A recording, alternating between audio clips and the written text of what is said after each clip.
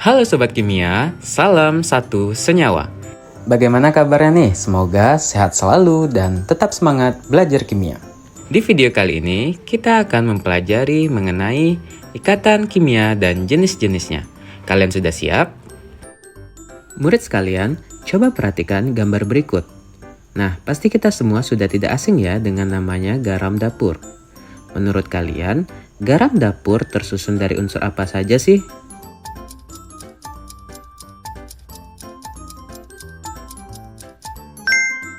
Benar sekali, yaitu natrium dan klor.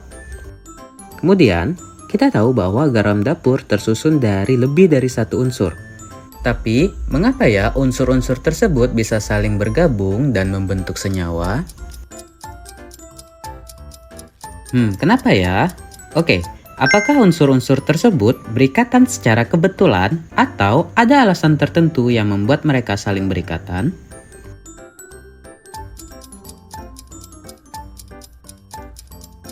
Nah, dalam kimia ada beberapa cara unsur-unsur dapat saling berikatan.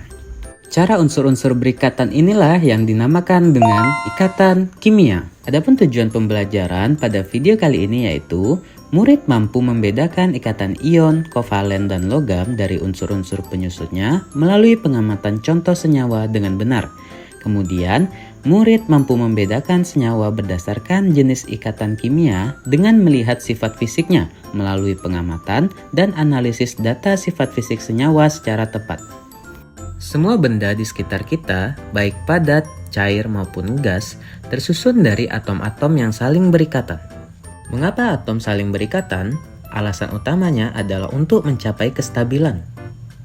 Akan tetapi, ada juga atom-atom yang memang sudah stabil, sehingga sangat jarang berikatan dengan atom lain. Atom tersebut dikenal dengan gas mulia, yang terdiri dari atom helium, neon, argon, kripton, xenon, dan radon. Nah, sekarang coba kalian jawab, mengapa unsur-unsur di golongan gas mulia itu stabil? Kenapa gas mulia itu stabil? Ternyata, kulit terluar atau kulit valensi dari atom-atom gas mulia diisi dengan 2 elektron atau kaidah duplet dan 8 elektron atau kaidah oktet.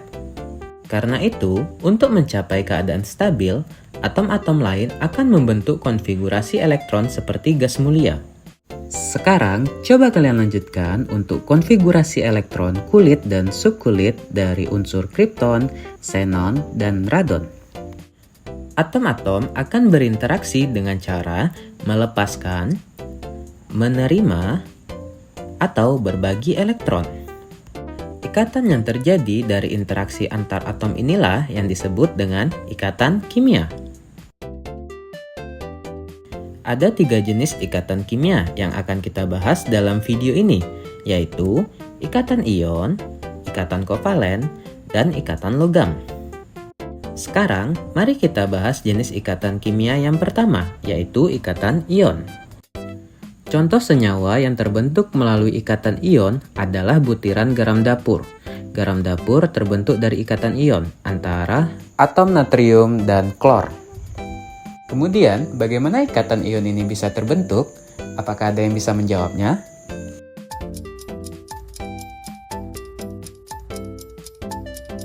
Prinsip dasar ikatan ion adalah serah terima elektron. Bayangkan, ada atom natrium yang punya 1 elektron ekstra di kulit terluarnya, dan atom klor yang kekurangan 1 elektron untuk mencapai kestabilan. Apa yang terjadi? Atom natrium menyerahkan 1 elektronnya kepada atom klor. Setelah memberikan 1 elektronnya, atom natrium berubah menjadi ion positif Na+, sedangkan klor yang menerima 1 elektron berubah menjadi ion negatif Cl-.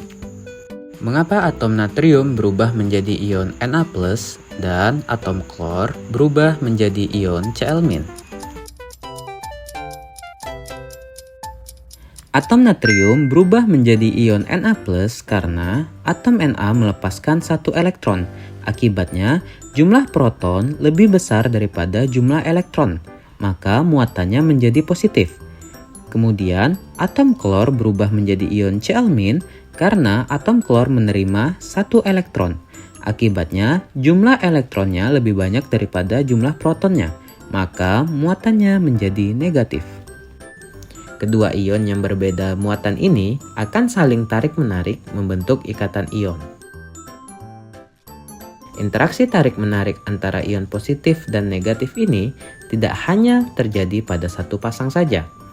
Pada senyawa NaCl, setiap ion Na+ dikelilingi oleh 6 ion Cl-.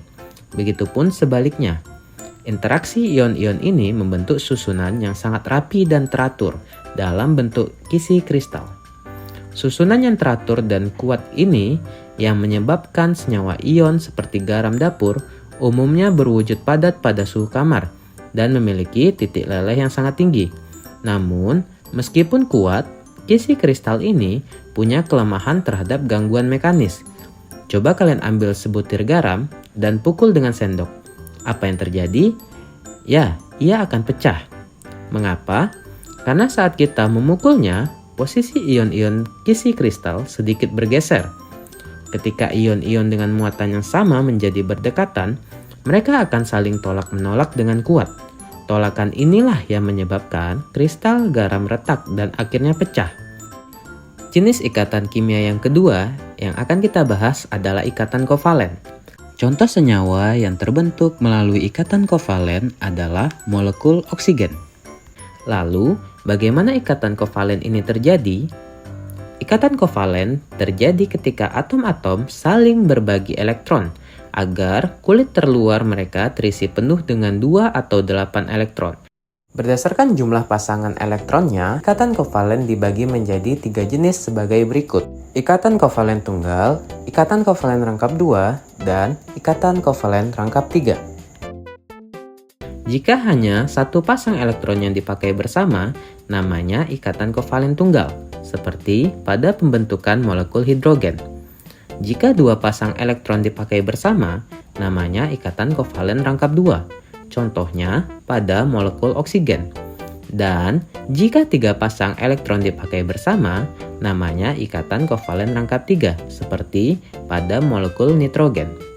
Selain jumlah pasang elektron yang dibagi, ikatan kovalen juga dikelompokkan berdasarkan kepolaran atau persebaran elektronnya, yaitu ikatan kovalen polar dan ikatan kovalen nonpolar. Pada ikatan kovalen polar, terdapat perbedaan keelektronegatifan yang cukup besar di antara atom-atom yang berikatan. Contohnya, pada molekul hidrogen klorida, di mana atom klorin lebih elektronegatif daripada hidrogen, sehingga elektron-elektron akan lebih tertarik ke arah klorin. Akibatnya, atom klorin akan sedikit bermuatan negatif dan hidrogen akan sedikit bermuatan positif. Sementara itu, pada ikatan kovalen nonpolar, kedua atom memiliki keelektronegatifan yang sama atau hampir sama. Contohnya, pada molekul klorin, di mana kedua atom klorin menarik elektron dengan kekuatan yang sama, sehingga tidak muncul perbedaan muatan yang signifikan. Jenis ikatan kovalen berikutnya adalah berdasarkan sumber pasangan elektron, yaitu ikatan kovalen koordinasi. Pada ikatan kovalen koordinasi, salah satu atom memberikan pasangan elektronnya untuk dipakai bersama, sementara atom yang lain hanya menerima. Contohnya pada molekul HNO3, di mana atom nitrogen memberikan pasangan elektronnya untuk dipakai bersama dengan atom oksigen membentuk ikatan kovalen koordinasi. Jenis ikatan kimia yang ketiga adalah ikatan logam. Ikatan logam terbentuk antara atom-atom logam baik yang sejenis maupun berbeda jenis. Berbeda dengan ikatan ion atau ikatan kovalen, ikatan logam dijelaskan dengan model yang disebut lautan elektron. Bayangkan atom-atom logam yang berbaris rapi, tetapi elektron-elektron valensi mereka tidak terikat kuat pada satu atom tertentu. Sebaliknya, elektron-elektron ini bebas bergerak seperti lautan di sekitar inti atom-atom logam tersebut. Kebebasan gerak elektron inilah yang memberikan sifat unik pada logam seperti pengantar listrik dan panas yang baik, memiliki efek mengkilat, dan dapat ditempa atau dibentuk. Misalnya, saat kita memalu besi, atom-atomnya memang bergeser, tetapi lautan elektron ini tetap menyatukan mereka sehingga besi tidak pecah, melainkan berubah bentuk. Hal ini juga menjelaskan mengapa kawat tembaga bisa ditekuk-tekuk tanpa putus karena ikatan logamnya tetap utuh. Nah, itu tadi pembahasan tentang jenis-jenis ikatan kimia, yaitu ikatan ion, ikatan kovalen, dan ikatan logam. Mengapa penting belajar ikatan kimia? Ikatan kimia merupakan dasar dari terbentuknya berbagai zat yang ada di sekitar kita, mulai dari air, garam, sampai tubuh kita sendiri. Dengan memahami ikatan kimia, kita tahu bahwa suatu zat memiliki bentuk dan sifat tertentu. Konsep ikatan kimia juga diterapkan pada berbagai bidang, seperti pembuatan material baru, pengolahan makanan, pengembangan obat, hingga teknologi ramah lingkungan. Sekarang saatnya menguji pemahamanmu. Silahkan kerjakan kuis interaktif berikut melalui Quizizz. Jawablah setiap soal dengan teliti dan jujur. Selamat mengerjakan!